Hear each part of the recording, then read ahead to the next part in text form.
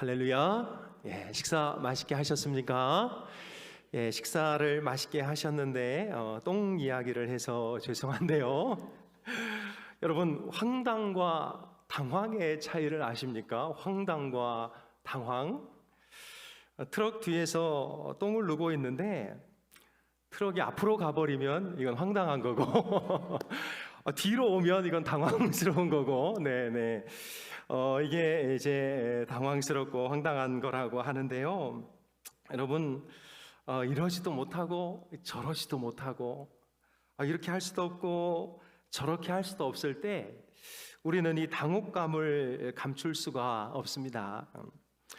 오늘 이스라엘 백성들이 이러한 당혹스러운 상황에 처하게 되었는데요. 모세의 말만 믿고 애굽에서 출애굽하여 이제 나왔는데, 이제 가나안 땅으로 들어간다 하고 이제 나왔는데 하나님께서 그들을 홍해 앞으로 인도를 합니다. 그리고 뒤에서는 이제 애굽의 군대가 쫓아오지요. 사실 이들은 정말 그냥 하나님만 믿고 나왔다가 지금 이러지도 못하고 저러지도 못하고 죽을 수밖에 없는 이런 위험 가운데 빠져 있는 것이지요. 출애굽기 14장 2절을 보면 하나님은 이스라엘 백성들에게 바다와 믹돌 사이에 장막을 치라 이렇게 말씀하셨습니다. 그 다음 절을 보면 이스라엘 백성을 추격하던 바로는 이 모습을 보고 이스라엘이 광야에 갇혔다고 매우 좋아하였습니다. 여기 믹돌이라는 것은 천연 이 외벽으로 쌓여진 이 요새를 말하는데요. 애굽인들이 아시아에서 공격을 당할 때 아주 이 효과적으로 이 믹돌이라는 지형을 사용하였습니다. 그러나 당시에는 이스라엘 백성들이 애굽군의 추격을 받고 있었기 때문에 뒤로는 애굽 군대가 쫓아오고 또 앞에는 홍해가 막혀져 있고 또 옆에 주변으로는 이 믹돌 벽이 이렇게 쌓여져 있었던 이런 상황이었죠. 하지만 모세와 이스라엘 백성들은 그 사면초가의 벽 앞에서 하나님을 믿음으로 살아나게 되는 것을 우리는 성경을 통해서 이미 읽었습니다. 그렇다면 여러분, 이 모세와 이스라엘 백성들이 보여주었던 그 믿음의 정체는 무엇일까요? 첫째로, 진정한 믿음은 주님 앞에 조용히 설 수 있는 것입니다. 광야에 갇힌 이스라엘 백성들에게 소식이 들려오는데요. 바로가 군대를 이끌고 뒤에서 추격해 온다는 것이지요. 이제 이스라엘은 정말 꼼짝없이 죽은 목숨이었습니다. 그래서 출애굽기 14장 10절을 보면 바로가 가까이 올 때에 이스라엘 자손이 눈을 들어본즉 애굽 사람이 자기 뒤에 미친지라 이스라엘 자손이 심히 두려워하여 이렇게 말하고 있지요. 매우 두려워하였습니다. 그리고 그 다음 절을 보면 불평하고 원망하기 시작하는데요. 애굽에 매장지가 없어서 우리를 여기까지 끌고 와서 우리를 죽이려고 하느냐. 하필 이렇게 멀리도 나오지 못한 이 상황에서 우리를 왜 이렇게 어려움 가운데 빠지게 하느냐 이렇게 말하지요. 그들은 하나님을 원망하고 지도자 모세를 원망하고 있었습니다. 바로 그때 하나님께서 모세를 통하여 이스라엘 백성들에게 주신 첫 번째 처방이 바로 13절 14절인데요. 출애굽기 모세가 백성에게 이르되 너희는 두려워 말고 가만히 서서 여호와께서 오늘날 너희를 위하여 행하시는 구원을 보라. 너희가 오늘 본 애굽 사람을 또 다시는 영원히 보지 못하리라. 여호와께서 너희를 위하여 싸우시리니 너희는 가만히 있을지니라. 이 구절에서 두 번이나 말하고 있는 게요, 가만히 서서 가만히 있을지니라. 조용히 하고 가만히 있으라는 것입니다. 여러분, 사실 힘들고 어려운 위기의식을 느끼면 저희들은 가만히 있을 수가 없지요. 오히려 무엇인가를 더 해야만 될 것 같고, 오히려 우리 스스로 무엇인가를 막 이렇게 해야 될 것 같은 그런 불안감에 떨다가 실제로 그 불안한 가운데 어떤 일을 이루고 그 일 때문에 더 큰 문제가 발생하는 경우들을 우리는 너무나 많이 보게 되는 것이지요. 인간은 위기를 느끼면 본능적으로 그 위기에서 벗어나려고 몸부림을 치게 되어 있습니다. 마치 수영을 못하는 사람이 물속에 살려고 발버둥 칠수록 물속에 빠져 들어가는 것과 같은 것이지요. 지지난주 아내가 나 물에 빠지면 구하러 올 거야. 그래서 자기가 날 안 붙잡으면 내가 구하러 들어갈게. 그러나 자기가 날 붙잡으면 난 절대 안 들어갈 거야. 이렇게 얘기한 적이 있었는데요. 무슨 얘기냐면 물에 빠질수록 사람들은 무엇인가를 더 움켜쥐려고 하는 그런 특성들이 있고 더 힘을 주고 발버둥 치려고 하다가 결국 그 물에서 빠져 죽게 되는 것이지요. 제가 한 6개월 정도 수영 강습을 받은 적이 있었는데요. 수영을 잘하는 건 아니지만 그나마 이제 물에 뜰 정도는 되었는데, 그때 수영 강사님이 계속 했던 얘기가 지금도 머릿속에 쟁쟁합니다. 어깨 힘 빼세요. 어깨 힘 빼세요. 다리 힘 빼세요. 허리 힘 빼세요. 힘을 빼야 뜨고 뜬 상태에서 져야 앞으로 나간다는 것이지요. 앞으로 나가겠다고 온몸에 힘을 주기 시작하고 움직이면 몇 미터 못 가서 또 가라앉고 만다는 것입니다. 사랑하는 여러분, 미성숙한 아이들을 보면은요, 아직 덜 큰 아이들을 보면 가만히 있지를 못합니다. 그리고 이것은 영적으로도 마찬가지지요. 영적으로 성숙하다는 것은 가만히 있을 때 가만히 있을 줄 알아야 한다는 것이고, 영적으로 하나님께서 가만히 있으라고 하면 내 마음이 막 요동치고 불안하고 힘들어도 하나님 앞에서 가만히 있는 그것이 바로 믿음이다라는 것을 우리에게 말씀해 주고 있는 것이지요. 사랑하는 여러분, 가만히 있는다는 것은 결코 시간을 낭비하는 것이 아닙니다. 하나님 앞에 가만히 있을 때 하나님이 지금 어떤 계획을 가지고 있는지가 우리 마음속에 들어오게 되는 것이고, 우리가 가만히 있을 때 하나님께서 지금 어떤 역사를 일으키고 있는지가 우리 눈 속에 보여지기 시작하는 것이지요. 그러니 여러분, 힘들고 어려운 삶에 직면하게 된다면 당장 내가 이것을 어떻게 해봐야 되겠다라는 마음으로 내 스스로 막 움직이지 마시고 오히려 하나님 앞에 나아가 그분 앞에 가만히 있는 시간을 갖는 것이 너무나 중요한 것입니다.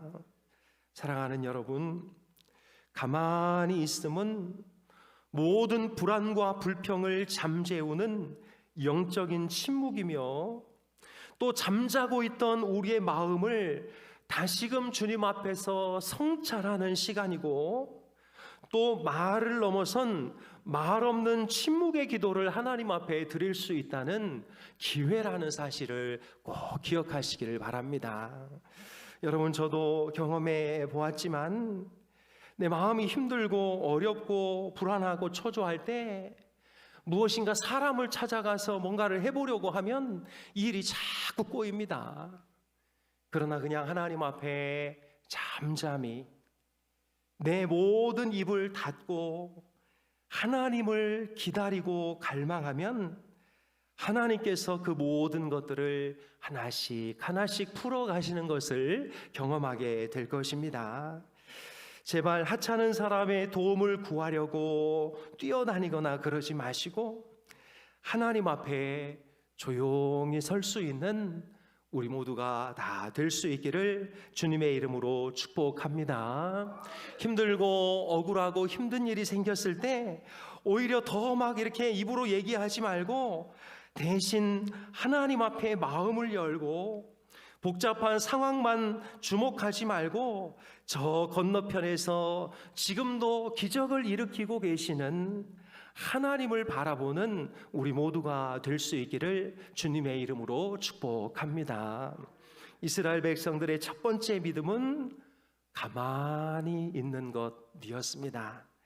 우리에게도 불안하고 초조한 일이 있을 때 믿음으로 가만히 있어 보기를 주님의 이름으로 축복합니다. 둘째로 이스라엘 백성의 믿음은 하나님의 소리를 듣는 것이었습니다. 이스라엘 백성이 홍해를 건너기 전에 먼저 배워야 할 교훈이 가만히 있는 것이라고 했고 입을 닫는 것이라고 했는데요. 왜 그래야 했을까요? 가만히 조용히 있어야 하나님의 소리가 분명하게 들리기 때문인 것이지요. 하나님은 우리가 조용할 때 말씀하시는 분이십니다. 우리가 너무 열심히 무엇인가를 하고 있을 때에는 오히려 하나님이 말씀하시는 것이 좀 잘 안 들릴 때가 있지요.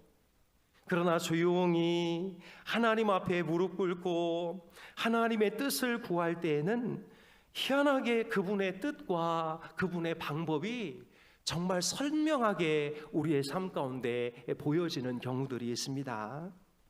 하나님께서 이스라엘 백성들에게 무엇이라고 말씀하셨습니까?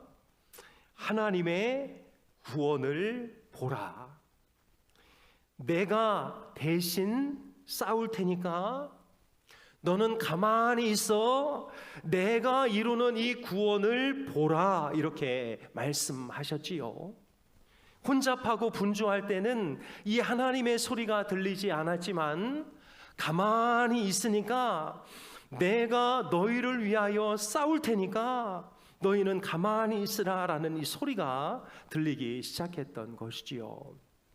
여러분, 이 음성을 듣는 순간 그들은 모든 절망을 극복할 수 있었고 그 말씀 안에서 새 힘을 얻고 다시 일어설 수 있었다는 것을 우리는 알 수 있습니다.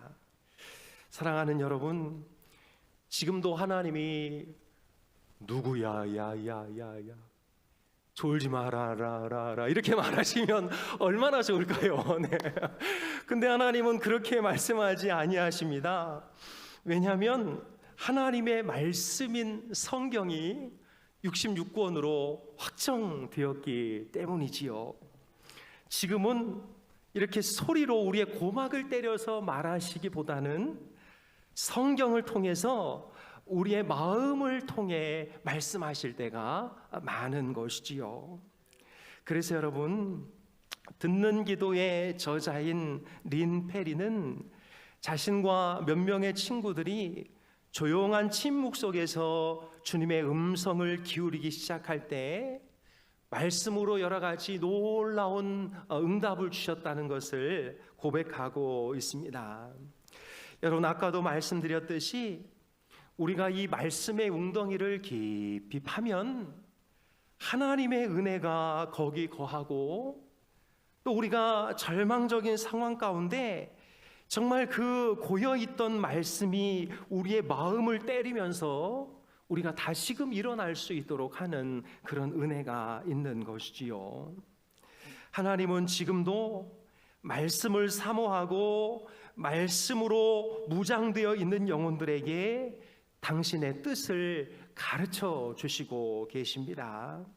하나님의 음성이 이 말씀을 통하여 지금도 우리에게 찾아오고 있는 것이지요. 그러나 이 음성은 복잡할 때, 분주할 때 우리에게 찾아오지 않습니다.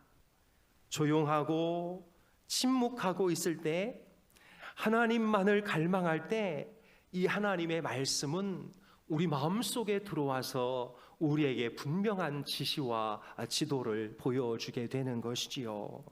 사랑하는 여러분, 하나님의 음성을 잘 듣는 것이 그게 믿음입니다. 하나님의 음성이 잘 들리는 사람이 믿음이 좋은 사람인 것이지요. 그래서 이 하나님의 음성을 듣는 믿음을 위해서는 더 잠잠하게 하나님 앞에 서 있는 것이 너무 중요한 일이라고 할 수 있습니다. 마지막으로 그들의 믿음은 하나님의 말씀이 떨어졌을 때 순종하고 앞으로 걸어가는 것이었습니다. 하나님의 음성을 듣는다는 것이 무엇이냐면 그냥 하나님의 음성이 내 마음을 감동시키는 것, 그것이 음성을 듣는 게 아니라 그분의 음성을 들었으면 그분의 지시에 따라 움직이는 것이 진짜 그분의 음성을 듣는 것이지요.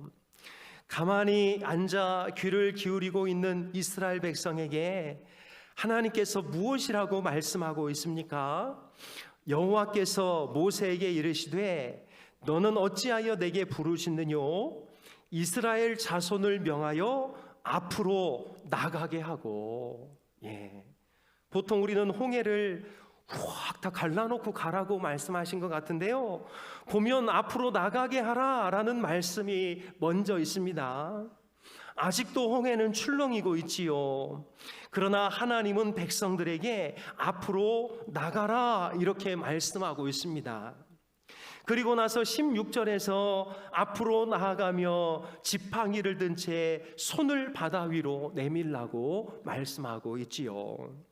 그 손이 바로 믿음의 손이요, 순종의 손이요, 믿음으로 순종하고 앞으로 나아가라는 하나님의 지시였던 것입니다.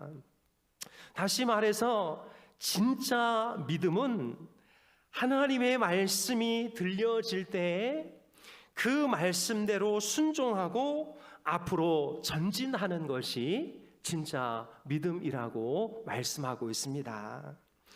여러분, 피터 마샬 목사님은 해군사관학교 군목으로 임명되어서 사관학교 교정에서 이렇게 서 있었는데요, 갓 사관학교에 들어온 신입생들을 대상으로 장교 한 명이 이들을 지켜야 할 이 수칙에 대해서 알려주고 있었습니다. 한 15가지 정도의 수칙에 대해서 설명한 후에 그는 이렇게 학생들에게 말했다고 합니다. 여러분들은 이 15가지 수칙을 반드시 기억하고 따라야 한다. 그러나 당장 이 15가지를 다 기억하지 못해도 걱정하지 말기 바란다. 지금은 제군들을 가르칠 교관의 지시에 날마다 순종하겠다는 결심만 확고하면 된다. 알겠나? 그때 피터 마샬 목사님은 속으로 아멘을 외쳤다고 합니다. 그리고 스스로 다짐하기를, 그래, 내가 주님의 교훈을 다 기억하지 못해도 돼. 그러나 날마다 나를 인도하시는 그분의 지시에 순종하겠다라는 결심만 확고하면 나는 하나님의 군사가 될 수 있는 거야. 사랑하는 여러분, 우리가 하나님의 말씀을 어떻게 다 외울 수 있나요? 다 알고 있을 수도 없지요. 그렇다고 우리가 순종 못하는 건 아닙니다.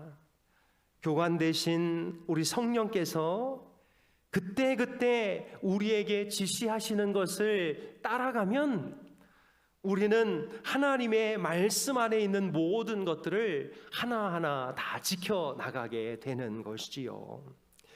여러분, 빌리 그레이엄 목사님과 같이 찬양을 했던 킴 웍스라는 찬양 인도자가 있었는데요, 이분은 앞을 보지 못했다고 합니다. 그런데 이분이 이런 간증을 했습니다.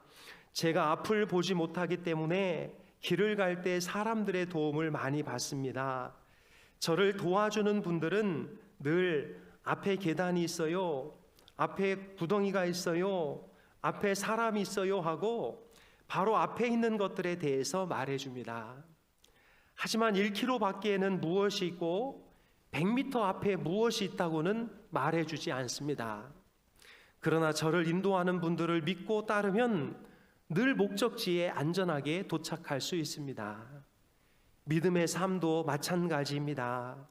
우리가 10년 후, 아니 1년 후를 모르지만 지금 나를 인도하시는 주님의 인도를 따라 한 걸음 한 걸음 순종하다 보면 홍해도 건너고 광야도 지나 마침내 약속의 땅에 도달할 수 있을 것입니다.